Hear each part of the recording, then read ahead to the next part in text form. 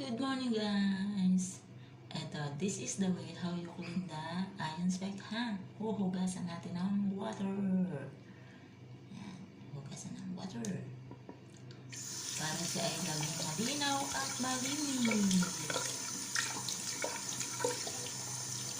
Huwag yung pupunasan ng ng maduming tela. Kailangan malinis. Pero hugasan siya.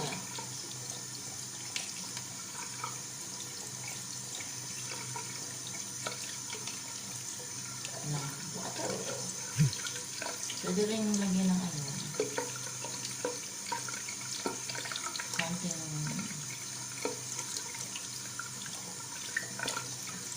pero ako talaga water lang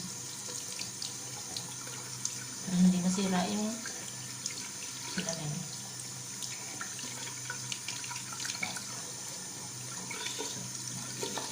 Malinis na siya.